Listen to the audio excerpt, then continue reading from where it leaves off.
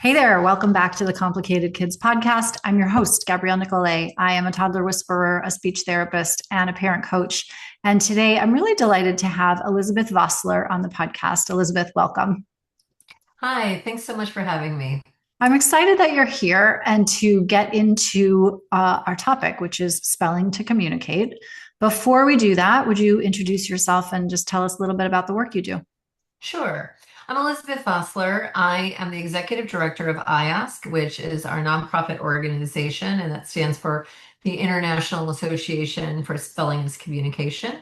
And I am the founder of Spelling to Communicate, although I kind of feel like a little uncomfortable with that, no, being credited because I feel like that I actually have hundreds and hundreds of co-founders who are the non-speakers who really taught me everything that I know and are very quick to tell me when I have it wrong as well. So I just have to credit them too. This did not happen in a vacuum. I love that because all communication, right? It's not communication if we're doing it by ourselves. Right. I often say that the definition of communication is the exchange of information between two or more people. And although you might talk to yourself, you're not communicating with yourself. But I'm the only person who tells me what I want to hear. Now that's true. That is a benefit. Okay, so spelling to communicate or spelling's communication.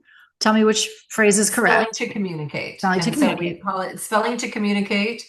And then actually a parent was the one who said, that's too long. I'm calling it S2C. And there we go. Okay, so this is the letter S, the number two, and the letter C is how you'll see Correct. this. Yeah. Correct. And also you'll see it as spelling to communicate. Okay. Yes. So what is it and why do we need to do it?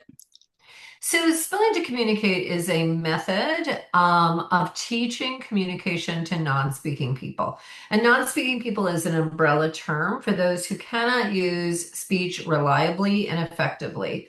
That includes people that don't speak at all. They have no words to very few.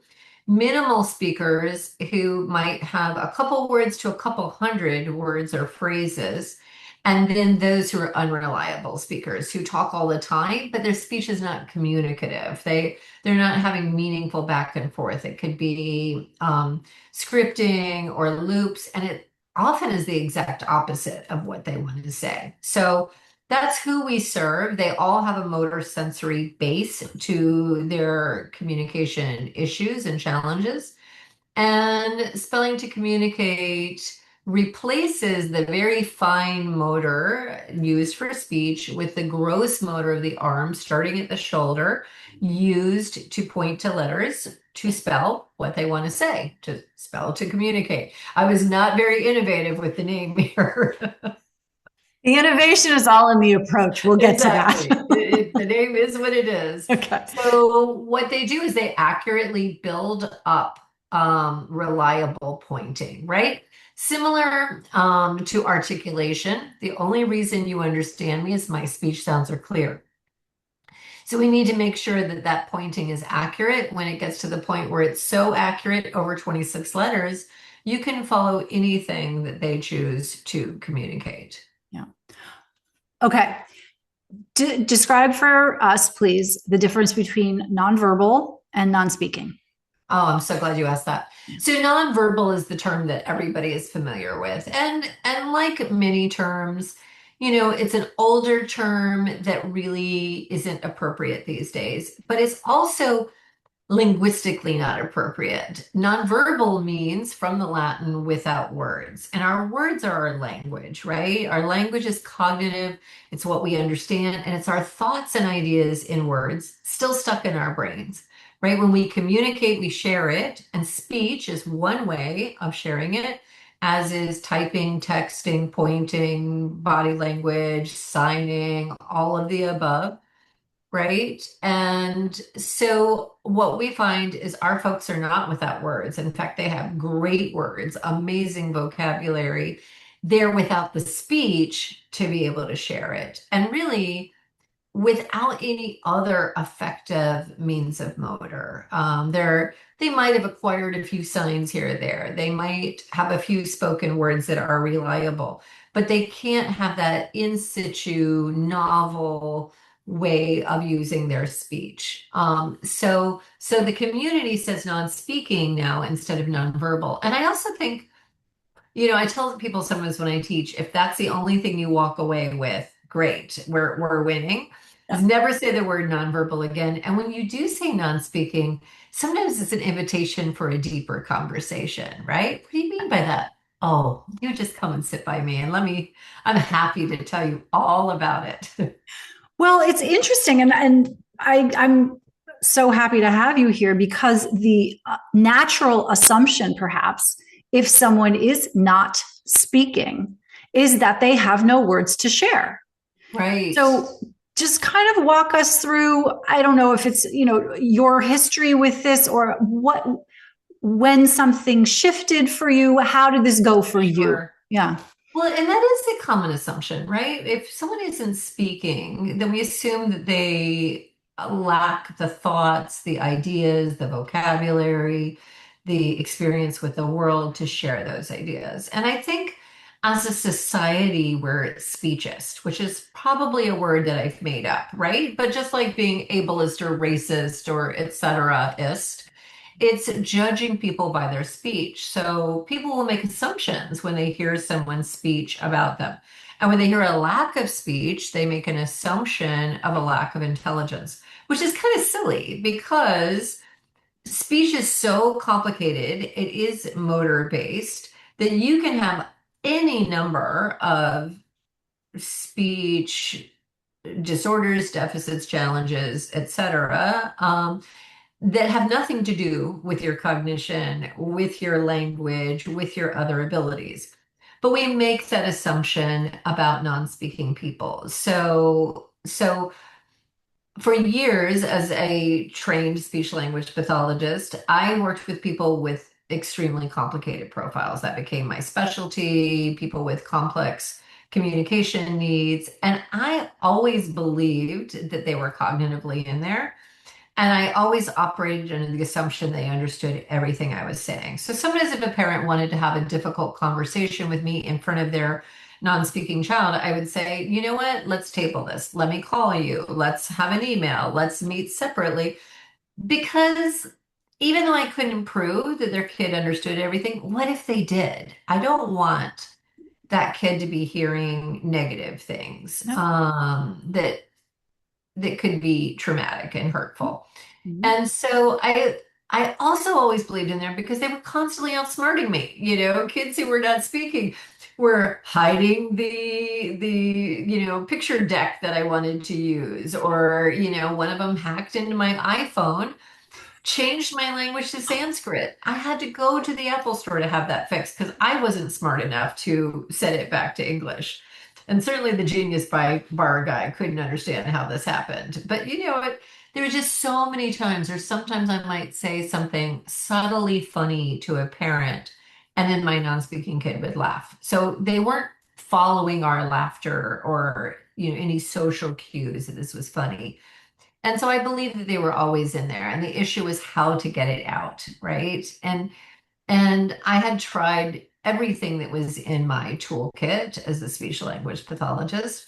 And it wasn't until, I made that shift towards motor. And I knew, because I've taught this before, I've taught it to other SLPs, that, the motor aspects. I taught anatomy and physiology of speech, I've taught these things. And deep in my brain, I knew that every way that we have of communicating is motor, but that's not the approach that we classically take. So it's when I started saying, lift up your tongue, put together your lips using age appropriate language, that I saw some gains in speech. Not enough for it to become full-time robust speech, but then using that for spelling. Lift your arms, scan the board, shift your eyes, those kinds of things that were really working. And that's what helped me get to the place where we are now for S2C. Okay, walk us through briefly the 101 version of what happens when a person, any person, has an idea that they need to communicate? What is like outline the steps? Because I think people are going to Right. be kind of amazed at how complicated it is. It is. So let's just walk it back any further to anything you have. There's the praxis process.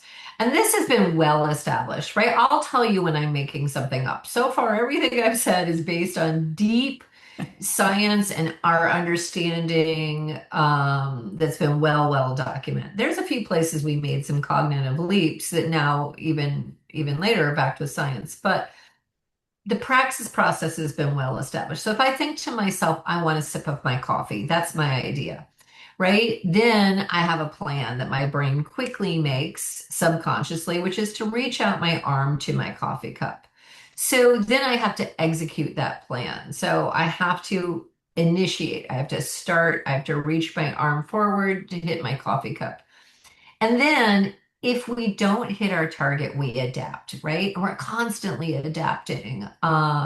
Just the other day, I was in Old Town Alexandria, where it's got the brick and cobbled sidewalks, and I was constantly having to think about my walking because the sidewalk was so uneven, and I didn't want to face plant, right? So I was constantly in that adaptation stage. Mhm. So now I'm executing my command to go for my coffee cup. If I'm looking at you, I might miss it. I feel air. I can tap around for it to adapt, or I can shift my eyes to it. Then I can bring it to my face. For for people who are apraxic or dyspraxic, which for intents and purposes are the same things, their idea is fine. Their plan is fine. They have a breakdown between planning and execution. So making the body do it, and then again in adapting because their sensory system is off, right? And so it's that breakdown, like the brain is saying, stick out your arm, and the body is kind of like, you're on mute. I can't understand you. What do you want me to do? Right? That message is not getting to the body. Yeah. So we coach from the outside. Reach out your hand, move your eyes to the coffee cup, right? Or to the letter. Same thing when we speak, we have the idea of what we want to say. We have a plan of lift your tongue, you know, purse your lips, spread your lips, whatever it's going to be out to the body. And when you have a praxis of speech, that message isn't going through. Our folks have whole body apraxia. So not only is it affecting their speech, it's also affecting their body movements, their ability to follow new commands. And so they're labeled often as non-compliant or having behavior issues or a lack of motivation or blah, blah, blah, nothing positive. Yeah. And when we really take, and this is true, I find this to be true, so I'm going to take this opportunity. When we take a purely behavioral lens to look at what a person is doing, we can make a lot of really big mistakes. And we can make some Right, little mistakes that have big consequences. Like right, they must not want to look at me. right, right. Why would we anyway, the why about why we would even think that is a different question for a different day. The point is, when we make assumptions, we have a really big chance of being wrong, particularly if we notice that somebody's body is not maybe totally under their control. Right. And I think that's another reason why non-speaking people are often thought to lack intelligence because some of the things that they're doing with their bodies don't seem smart, right? Well, how can he be 15 and not be reliably toilet trained? How can he be 20 and if he's intelligent, why is he hitting his head? Those things, toileting is a multi-step motor command, right? It's a one-step verbal command, but the shortest amount of steps I've ever counted is 15, and it could go up to 45 plus. Someone who's hitting themselves or others, that's reflexive or impulsive motor that has no thinking neurons behind its control. So I think we have to be very careful. Every once in a while, a kid will walk across a room, pick up a book, walk back across the room and pop me in the head with it. And on the one hand, I'm like, ow. On the other hand, I'm like, nice motor planning. you know? I'm kind of torn in that moment, but even afterwards, like, okay, great planning. Let's not do that again. I had a 6-year-old yell at me the other day and say some very choice words, and I looked at him and I said, "Don't do that, G." And he said, "Don't do that, G." It's like, right, you didn't want me to do that. You don't have to say all these words to me. But again, Exactly. reflexive, right? Right, His nervous right. system was activated. He didn't have control over what he was saying in And that. there's many times, like if somebody reaches out and pulls my hair, it's often because, maybe they got startled, maybe something put them in their fight or flight response. And then 15 minutes later, once they're regulated, if I'm like, hey, reach up and pull my hair, they may not be able to do that command on demand because that's the whole praxis thing, is it's on demand. So we have to be very careful about what we're crediting as an intentional behavior, what's purposeful. And communication, by and large, is purposeful. There are times we're impulsive with our communication, right? Like you drop a brick on your foot, you might say something you don't want to say in front of your mama, Yep. right? There can be times that communication's automatic, that you wish me happy birthday on my one day of year that's my birthday, and I say thanks you too, because the other days of the year you say have a nice day, and I say thanks you too. So it can be automatic or impulsive, but real communication, robust communication is purposeful, and we need that praxis process. And so that's really what we're in the business of teaching in Spelling to Communicate, is how to use your body purposefully. How can we benefit from using the much easier to control gross motor to move purposely, so that we can bypass that fine motor? We can practice those actions over and over and over again until they become automatic, right? And now it bypasses cognition.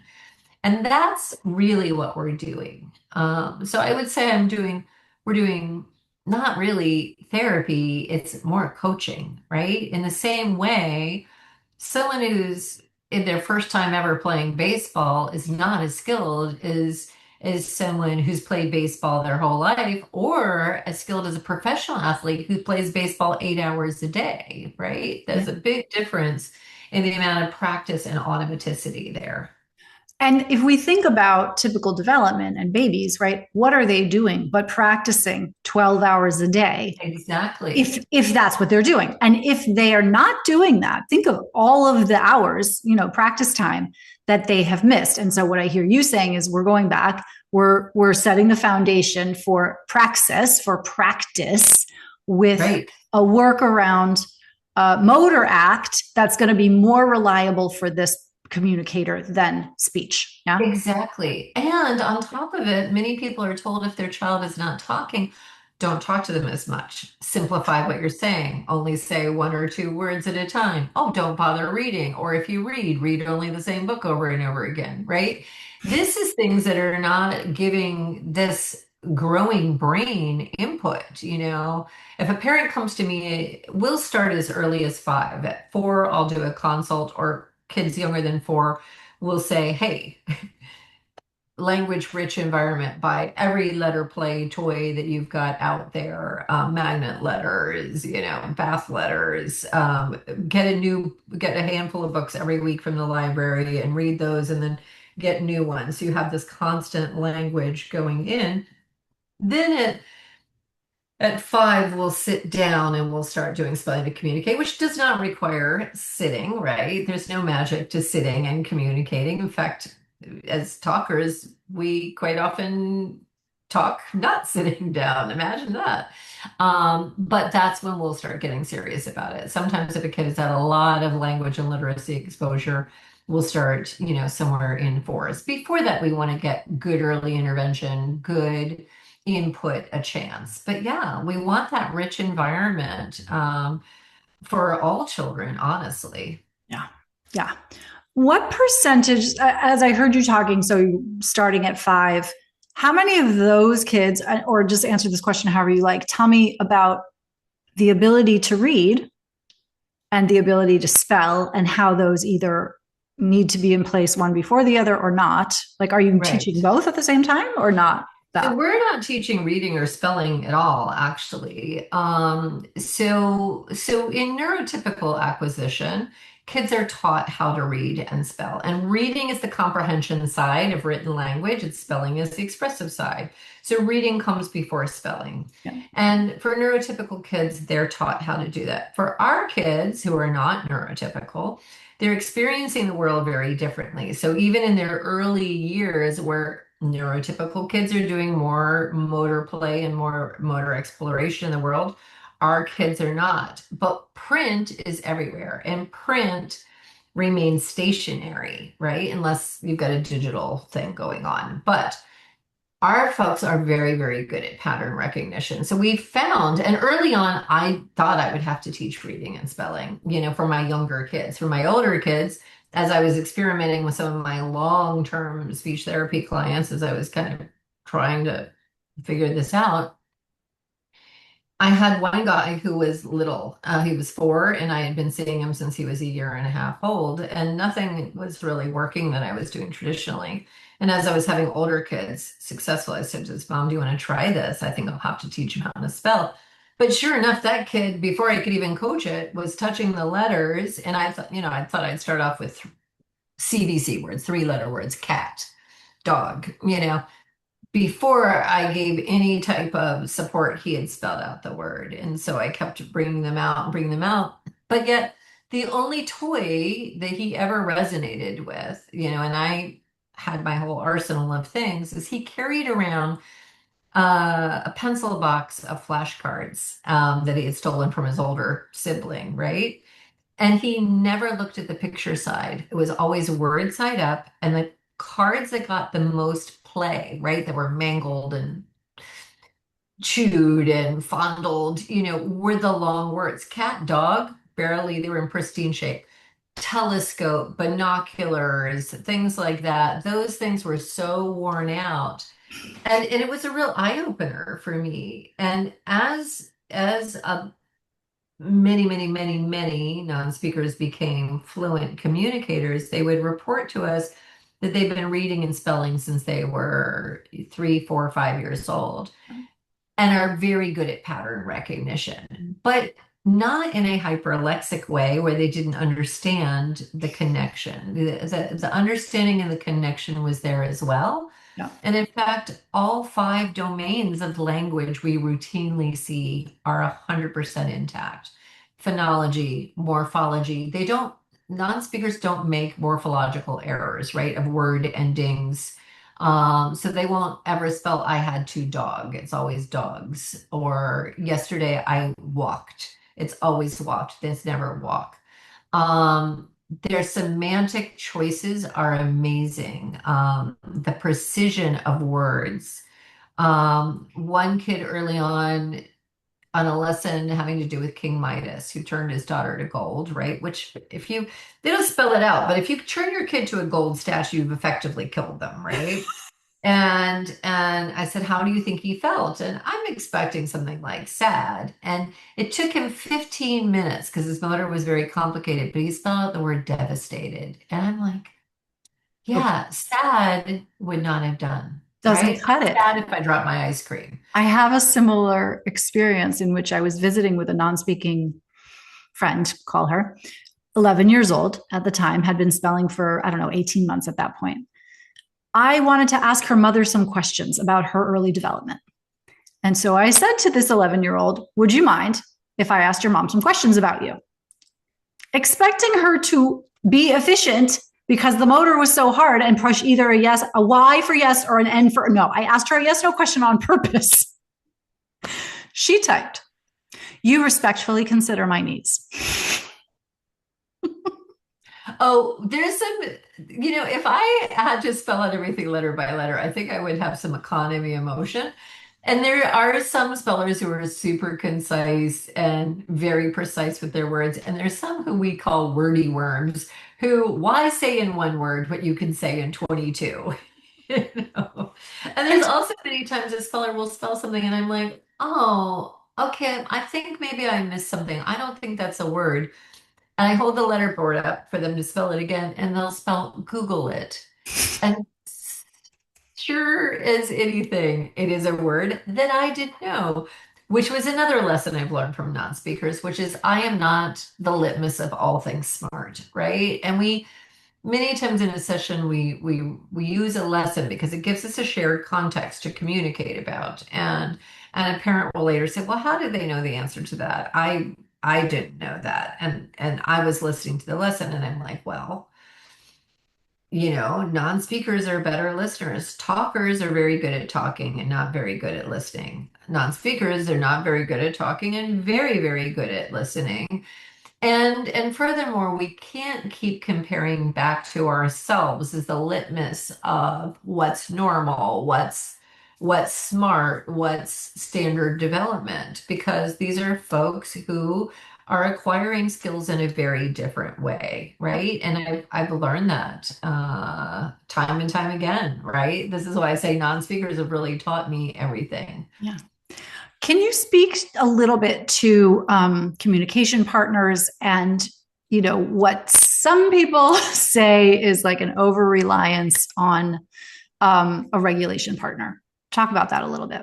So we coin the term CRP for communication regulation partner. So in the beginning, they are there as the coach. So there's three reasons why we prompt is to coach the motor, to compete with the external and internal stimuli in that moment, right? The outside distractions and the inside distractions that we all have. And the third reason is to be this sensory feedback, right? Like I said, if I miss my cup, my sense tells me your hand did not touch the cup, either feel for it or adjust with your eyes. So it's the same way if you're typing and passwords are annoying because it's got the little black dots and did I do two E's? Did I do only one? Did I touch the T instead of the? We rely on the monitor to show us. So we're effectively being that sensory feedback to the outside. As the skills progress, they need less of that. They don't need the coaching so much. They don't need the sensory, they don't need the distraction from the internal and external stimuli. And is But the for goal, kids, they sorry. still need the regulation, Yeah. right? That by definition of who they are, regardless whether they're autistic or have another diagnosis, staying regulated is one thing. So having that trusted communication partner, a good and well-trained communication partner, which they should be well-trained, does not move the board, does not predict words, does not influence. In fact, if they've been well trained, we're kind of neurotic about not influencing, down to the way we ask a question. I would never say, what did you like about that? Because that implies you did like something, right? I want to be so neutral. What are your thoughts on X? That kind of thing. So good communication partner training is one thing. Being a reliable source of regulation, co-regulation is one thing. And then there's also things we don't completely understand here. This is an area where the science is a little murky, but we know things like sports teams do better on home turf, right? We know that when the Olympics were held during COVID, the athletes didn't perform as well because their families weren't there. When Simone Biles goes to the Olympics, her coach is there. Now, her coach is not jumping up on the things with her and doing the gymnastics, but she doesn't say like, hey, random woman, you look nice. Do you want to come down and coach me, right? And just stand on the sidelines for me. So there is something that, and we've got a research study colleague underway who is looking at the relationship between communication regulation partner and the speller, right? And a familiar person there is a source of comfort. But there are rules around being a good CRP, and that's why it's important to get that training from a practitioner. Thank you. That is beautifully and clearly said. Thank you. And I think that this is a nice place to wrap, although I could happily sit here for another hour and talk to you. Well, I'd love to talk to you again. Elizabeth Vosseler, if people want to learn more about your work, what should they do? Well, I would love for you to reach out to our website, which is I-ASC.org. Don't forget the dash, or you'll end up with avocado growers. So you'll learn about guacamole, but not about spelling to communicate. Our website is really, really robust. You can always reach out to us through the website or through info@i-asc.org. We're on all the social channels, and there's lots and lots of information. Our mission is to increase access to communication through training, education, advocacy, and research. So we have a lot of content that's out there. We do free webinars every month. So get to know us and learn more. Fantastic. Thank you so much for being here. This was a treat. Thank you.